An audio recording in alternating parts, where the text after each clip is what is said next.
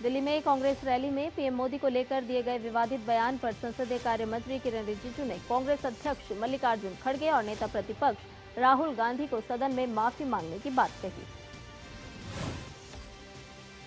राज्यसभा में केंद्रीय मंत्री जेपी नड्डा ने प्रधानमंत्री नरेंद्र मोदी के खिलाफ अपशब्द का मुद्दा उठाया। केंद्रीय मंत्री जेपी नड्डा ने कहा कि कांग्रेस पार्टी ने राजनीति का स्तर गिरा दिया है। प्रधानमंत्री मोदी के खिलाफ इस तरह के आपत्तिजनक नारे कांग्रेस की निचली मानसिकता को दिखाता है। नितिन नबीन को पार्टी की ओर से कार्यकारी अध्यक्ष घोषित किया गया है। उनकी पहचान एक संगठनात्मक नेता के तौर पर है। नबीन अभी पटना जिले की बांकीपुर विधानसभा सीट से विधायक हैं और नीतीश कुमार के नेतृत्व वाली बिहार सरकार में सड़क निर्माण विभाग के मंत्री भी हैं। नितिन नबीन भारतीय जनता पार्टी के अनुभवी नेता और पूर्व विधायक स्वर्गीय नवीन किशोर प्रसाद सिन्हा के पुत्र हैं। 45 साल की उम्र में नवीन पार्टी के इतिहास में सबसे कम उम्र के कार्यकारी अध्यक्ष बने हैं। नितिन नबीन को भाजपा का कार्यकारी अध्यक्ष बनाए जाने पर बिहार के भाजपा दफ्तर में कल से जश्न मनाया जा रहा है। दरअसल पहली बार बिहार से किसी नेता को भाजपा का कार्यकारी अध्यक्ष नियुक्त किया गया है। दिल्ली पहुंचने से पहले नितिन नबीन ने पटना में अपने पिता नवीन सिन्हा को श्रद्धांजलि दी। उन्होंने कहा कि पार्टी ने एक कार्यकर्ता पर भरोसा किया है, निश्चित रूप से पार्टी के भरोसे पर काम करने का प्रयास करेंगे। भाजपा के नवनियुक्त राष्ट्रीय कार्यकारी अध्यक्ष नितिन नबीन ने पटना में अपने आवास पर पार्टी कार्यकर्ताओं के साथ मुलाकात की। इस दौरान कार्यकर्ताओं ने नितिन नबीन का भव्य स्वागत किया और नई जिम्मेदारी के लिए शुभकामनाएं दी। इंडिगो फ्लाइट संकट को लेकर दायर याचिका पर सुप्रीम कोर्ट में आज सुनवाई। याचिका में फ्लाइट संकट के चलते यात्रियों को हुई भारी परेशानी का हवाला देते हुए सुप्रीम कोर्ट से हस्तक्षेप की मांग इस याचिका में की गई। पश्चिम बंगाल में विशेष गहन पुनरीक्षण के तहत दावों और आपत्तियों पर होने वाली सुनवाई को लेकर चुनाव आयोग ने सख्त निर्देश जारी किए हैं। आयोग ने कहा है कि सुनवाई के दौरान किसी भी तरह की अनियमितता या सुरक्षा में चूक बर्दाश्त नहीं की जाएगी। 16 दिसंबर को ड्राफ्ट मतदाता सूची जारी होने के बाद मामले में सुनवाई शुरू होगी। इससे पहले चुनाव आयोग ने राज्य के मुख्य निर्वाचन अधिकारी के कार्यालय को निर्देश दिए हैं कि पूरी प्रक्रिया पारदर्शी, निष्पक्ष और सुरक्षित हो।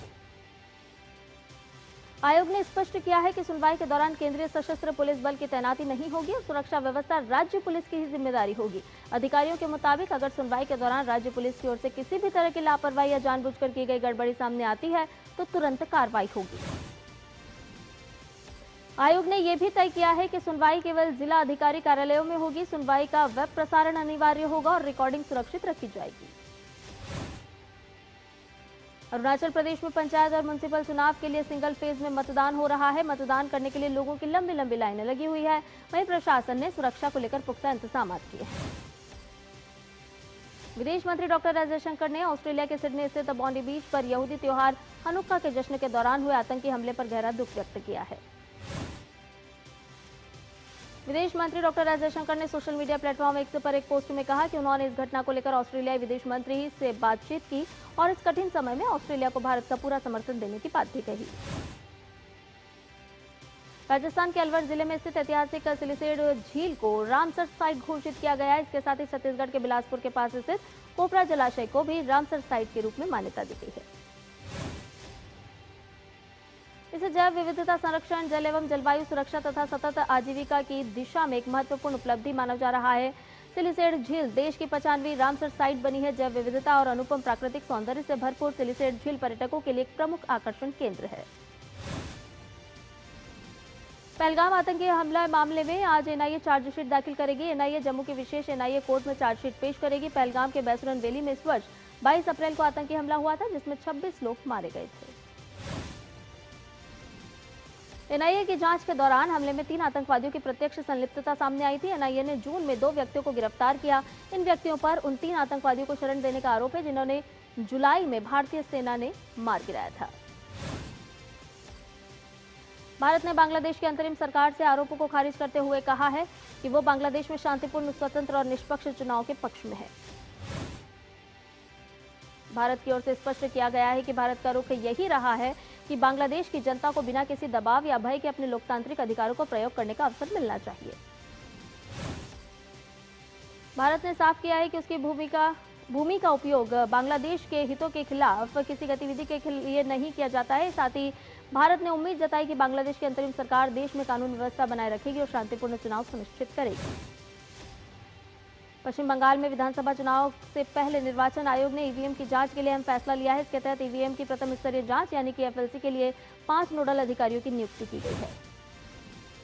आयोग के मुताबिक इन नोडल अधिकारियों को विधानसभा चुनाव के लिए विभिन्न एफएलसी स्थलों पर पर्यवेक्षक के रूप में तैनात किया गया है। निर्वाचन आयोग ने यह भी स्पष्ट किया है कि मतदान प्रक्रिया में पारदर्शिता बढ़ाने के लिए प्रत्येक उम्मीदवार की तस्वीर ईवीएम पर प्रदर्शित की जाएगी। पश्चिम बंगाल में बहुमंजिला इमारतों में मतदान केंद्र बनाने के चुनाव आयोग के फैसले पर तृणमूल कांग्रेस ने फिर से आपत्ति जताई है। इस संबंध में राज्य के खेल मंत्री अरूप विश्वास ने मुख्य निर्वाचन अधिकारी मनोज कुमार अग्रवाल को एक पत्र लिखा है। ये मामला सीधे चुनाव आयोग के अधिकार क्षेत्र में आता है, इसलिए मुख्य निर्वाचन अधिकारी मनोज कुमार अग्रवाल ने पत्र को दिल्ली भेज दिया है। इससे पहले मुख्यमंत्री ममता बनर्जी ने भी इस प्रस्ताव का कड़ा विरोध किया था, लेकिन आयोग अपने फैसले पर अड़िग नजर आ रहा है। आयोग ने जिला निर्वाचन अधिकारियों से बहुमंजिला इमारतों में बूथ बनाने को लेकर रिपोर्ट जल्द तलब की है। उम्मीद है कि 22 दिसंबर तक सभी जिलों से रिपोर्ट आने के बाद अंतिम निर्णय लिया जाएगा। देश के सभी टाइगर रिजर्व में आज से बाघों की गणना होगी। राष्ट्रीय बाघ संरक्षण प्राधिकरण की तरफ से ये गणना आज से शुरू होकर फरवरी 2026 तक चलेगी। बाघ गणना का काम पूरा होने के बाद अप्रैल तक रिपोर्ट जारी की जाएगी। राष्ट्रीय बाघ संरक्षण प्राधिकरण हर 4 साल में देश के सभी टाइगर रिजर्व और जंगलों में एक साथ बाघ गणना का काम करवाता है। एनटीसीए की गाइडलाइन के तहत ये गणना होगी। कार्बेट पार्क सहित नैनीताल के सभी वन प्रभागों में बाघों की गणना की तैयारी अपने अंतिम चरण में है। नैनीताल वन प्रभाग के डीएफओ आकाश गंगवार ने बताया कि बाघ गणना की सभी तैयारी पूरी कर ली गई है। दिल्ली में बढ़ते प्रदूषण के गंभीर स्तर को देखते हुए शिक्षा निदेशालय ने स्कूलों के लिए नए और कड़े निर्देश जारी किए हैं। ग्राफ 4 की पाबंदियां लागू होने के बाद अब कक्षा 9वीं और 11वीं के छात्रों की पढ़ाई हाइब्रिड मोड में कराई जाएगी। यह आदेश राजधानी के सभी सरकारी सहायता प्राप्त और निजी स्कूलों पर तत्काल प्रभाव से लागू कर दी गई है। छात्रों और अभिभावक अब अपनी सुविधा अनुसार फिजिकल या ऑनलाइन कक्षाओं में से किसी एक विकल्प का चयन कर सकेंगे। देश के अलग अलग हिस्सों में सर्दी का असर तेज हो गया है। उत्तर भारत के पहाड़ी राज्यों में बर्फबारी और मैदानी इलाकों में शीतलहर के चलते तापमान में गिरावट दर्ज की जा रही है। मौसम विभाग ने पंजाब, हरियाणा, चंडीगढ़ और मध्य प्रदेश में 16 दिसंबर तक घना कोहरा छाए रहने की संभावना व्यक्त की है। हिमाचल प्रदेश में 19 दिसंबर तक कोहरे की आशंका है। मौसम विभाग ने फेफड़ों से संबंधित रोगियों और अस्थमा या ब्रोंकाइटिस के मरीजों को सतर्क रहने की सलाह दी है। इसके साथ ही वाहन चलाते समय सावधानी बरतने की चेतावनी भी जारी की गई है। हिमाचल प्रदेश के लाहौल स्पीति में सीजन की पहली बर्फबारी हुई है, जिससे पर्यटकों के चेहरे खिल गए हैं। लाहौल स्पीति में रुक रुक कर बर्फबारी हो रही है। दिल्ली एनसीआर समेत यूपी में कोहरे का कहर जारी है। आसमान में स्मॉग की मोटी चादर के चलते कई जगह सुबह विजिबिलिटी 0 हो गई। ऐसे में गाड़ियां रेंगती नजर आईं। घने कोहरे और बहुत कम दृश्यता के कारण दिल्ली और उत्तर भारत के कई एयरपोर्ट्स पर उड़ान संचालन प्रभावित हुआ है। इंडिगो ने कहा है कि यह स्थिति उनके नियंत्रण से बाहर है और सुरक्षा को ध्यान में रखते हुए कुछ उड़ानों में देरी हो सकती है, जबकि कुछ उड़ानें पहले से रद्द भी की जा सकती है। इंडिगो एयरलाइन ने यात्रियों को पहले ही जानकारी देते हुए उनसे अनुरोध किया है कि वो वेबसाइट या मोबाइल ऐप पर अपनी फ्लाइट का स्टेटस चेक करते रहें। यात्रियों की मदद के लिए टीमें लगातार उपलब्ध रहेंगी।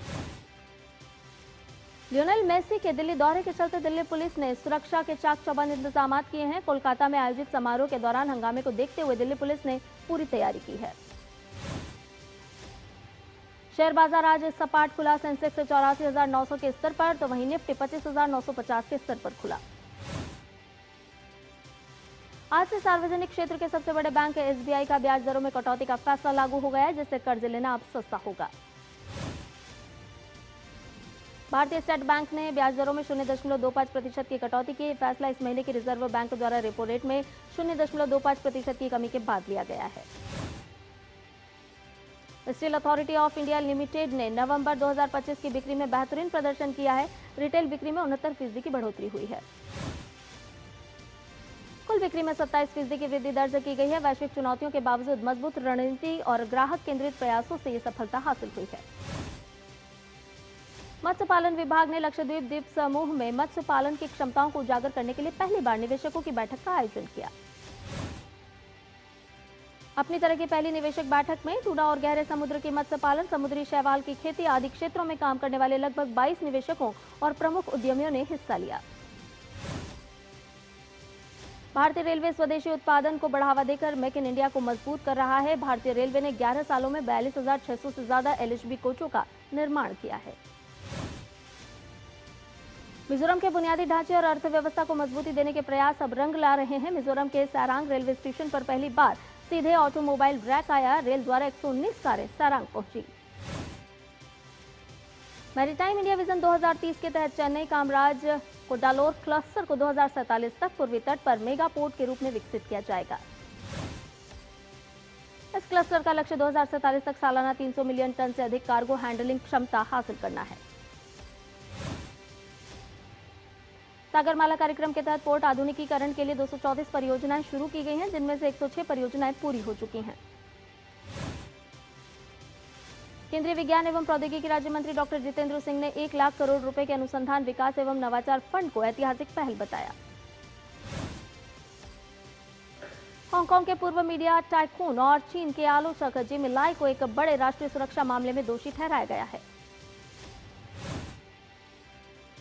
ऑस्ट्रेलिया के सिडनी में रविवार शाम बोंडी बीच पर यहूदी त्योहार हनुक्का के जश्न में गोलीबारी में 16 लोगों की मौत हो गई है। 2 हमलावरों ने भीड़ पर अचानक फायरिंग की थी। ऑस्ट्रेलिया के सिडनी में हुई गोलीबारी की घटना के बाद दुनिया के कई बड़े शहरों में यहूदी समुदाय के त्योहार हनुक्का से जुड़े कार्यक्रमों के आसपास अतिरिक्त सुरक्षा बढ़ा दी गई है। इजराइल के तेल अवीव में भी इजरायली समुदाय ने ऑस्ट्रेलिया के बॉन्डी बीच पर हुए हमले के मृतकों को श्रद्धांजलि दी। लोगों ने मोमबत्तियां जलाई और प्रार्थना में शामिल हुए। लंदन में ऑस्ट्रेलियाई हाई कमीशन के बाहर लोगों ने कैंडल मार्च निकालकर सिडनी के बॉन्डी बीच पर हुए हमले में मृतकों को श्रद्धांजलि दी। अमेरिका के राष्ट्रपति डोनाल्ड ट्रंप ने वॉशिंगटन डीसी में पेरिस के आर्क जैसी भव्य ट्रायम्फल आर्क यानी विजय स्मारक बनाने की योजना का ऐलान किया है। अमेरिकी राष्ट्रपति ट्रंप ने यह घोषणा व्हाइट हाउस में आयोजित हॉलीडे समारोह के दौरान की। उन्होंने कहा कि ये आर्क हर लिहाज से पेरिस के आर्क से बड़ा और बेहतर होगा। अमेरिका ने H-1B वीजा और H-4 वीजा आवेदकों के लिए जांच प्रक्रिया और सख्त कर दी है। सोमवार से इन वीजा के लिए आवेदन करने वालों की सोशल मीडिया प्रोफाइल की भी जांच होगी। अब तक ये जांच केवल छात्र और एक्सचेंज विजिटर वीजा आवेदकों तक सीमित थी, लेकिन सुरक्षा और सत्यापन प्रक्रिया को मजबूत करने के लिए इस दायरे को बढ़ाया गया है। ज़ेलेंस्की ने यूक्रेन संघर्ष खत्म करने के लिए बातचीत में नाटो की दावेदारी छोड़ने की इच्छा जताई है। जोस एंटोनियो कास्ट चिली के राष्ट्रपति होंगे। कास्ट ने वामपंथी उम्मीदवार जानेट जारा के साथ मुकाबले में 58.30% वोट हासिल किए, जबकि जारा को 41.70% वोट मिले। शनिवार को मारे गए हमास के सीनियर कमांडर राइफ सईद और उनके साथ साथियों के अंतिम संस्कार में गाजा सिटी में हमास के हजारों समर्थकों ने रैली निकाली। विद्रोही संगठन हमास का कहना है कि इजराइल द्वारा सीनियर हमास कमांडर की हत्या से गाजा सीज़फायर की स्थिरता को खतरा है। उन्होंने अमेरिकी राष्ट्रपति डोनाल्ड ट्रंप से इजराइल से युद्ध विराम की शर्तों का पालन करने की मांग करने को कहा। सीरिया ने शनिवार को सेंट्रल सीरियाई शहर पलमायरा में अमेरिकी और सीरियाई सैनिकों पर हुई गोलीबारी से जुड़े होने के शक में 5 लोगों को गिरफ्तार किया है। उत्तरी कोलंबिया के एक ग्रामीण इलाके में स्कूल के बच्चों को ले जा रही एक बस के खाई में गिरने से 17 लोगों की मौत हो गई और 20 लोग घायल हो गए। बस एक स्कूल ट्रिप के बाद कैरेबियन शहर टोलू से मैडेलिन जा रही थी और उसमें एंटिओक्विनो हाई स्कूल के छात्र सवार थे। ब्राजील के बड़े शहरों में पूर्व राष्ट्रपति जायर बोल्सोनारो और उनके समर्थकों की जेल की सजा कम करने की विधायी कोशिश के खिलाफ हजारों लोग सड़कों पर उतरे। बोल्सोनारो पर 2022 के दोबारा चुनाव हारने के बाद लोकतंत्र को उखाड़ फेंकने की साजिश रचने का आरोप है। थाईलैंड और कंबोडिया के बीच सीमा विवाद काफी बढ़ चुका है, जिसके चलते थाईलैंड कंबोडिया के फ्यूल एक्सपोर्ट को रोकने पर विचार कर रहा है। थाईलैंड की सेना ने कहा है कि चूंकि दोनों देशों के बीच लड़ाई एक विवादित सीमा क्षेत्र के तटीय इलाकों तक फैल गई है, लिहाजा वो फ्यूल एक्सपोर्ट रोकने का फैसला ले सकती है। उत्तरी वर्जीनिया के डलेस इंटरनेशनल एयरपोर्ट पर इंजन फेल होने के बाद टोक्यो जाने वाली एक फ्लाइट को टेक ऑफ के तुरंत बाद लैंड कराना पड़ा। गनीमत रही कि इस दौरान एक बड़ा हादसा होते होते टल गया। फ्लाइट में 275 यात्री और 15 क्रू मेंबर्स सवार थे। भारत ने दक्षिण अफ्रीका के खिलाफ 5 मैचों की T20 सीरीज के तीसरे मुकाबले को 7 विकेट से अपने नाम कर लिया। भारत के सामने जीत के लिए 118 रन का लक्ष्य था, जिसे हासिल कर भारत ने सीरीज में 2-1 से बढ़त बना ली है। दक्षिण अफ्रीका ने निर्धारित 20 ओवर में 117 रन बनाए। कप्तान एडन मार्करम ने टीम के लिए सर्वाधिक 61 रन बनाए।